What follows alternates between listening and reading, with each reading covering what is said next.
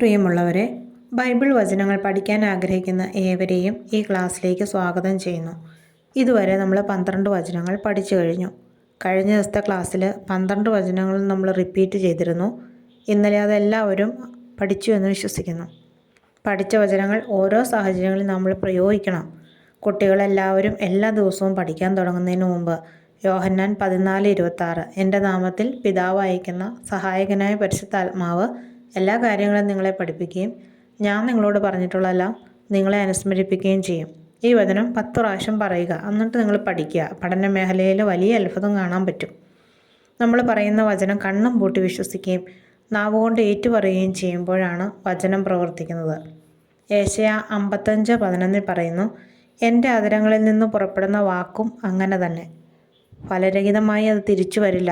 എൻ്റെ ഉദ്ദേശം അത് നിറവേറ്റും. ഞാൻ ഏൽപ്പിക്കുന്ന കാര്യം വിജയപ്രദമായി ചെയ്യും.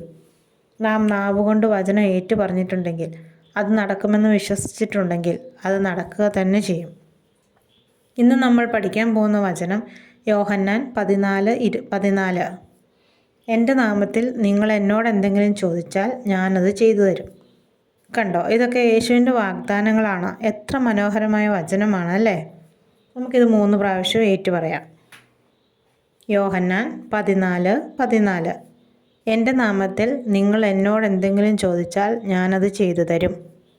യോഹന്നാൻ 14:14. എൻ്റെ നാമത്തിൽ നിങ്ങൾ എന്നോട് എന്തെങ്കിലും ചോദിച്ചാൽ ഞാനത് ചെയ്തു തരും. യോഹന്നാൻ 14:14. എൻ്റെ നാമത്തിൽ നിങ്ങൾ എന്നോട് എന്തെങ്കിലും ചോദിച്ചാൽ ഞാനത് ചെയ്തു തരും. നമ്മൾ അവസാനം പഠിച്ച 2 വചനങ്ങൾ കൂടി ഒന്ന് ഓർത്ത് നോക്കാം. സങ്കീർത്തനങ്ങൾ 37:4. കർത്താവിൽ ആനന്ദിക്കുക, അവിടുന്ന് നിൻ്റെ ആഗ്രഹങ്ങൾ സാധിച്ചു തരും. ഫിലിപ്പി 4:13. എന്നെ ശക്തനാക്കുന്നതിലൂടെ എനിക്കെല്ലാം ചെയ്യാൻ സാധിക്കും. നമുക്ക് മറ്റൊരു വചനമായിട്ട് നാളെ കാണാം. ദൈവം എല്ലാവരെയും അനുഗ്രഹിക്കട്ടെ.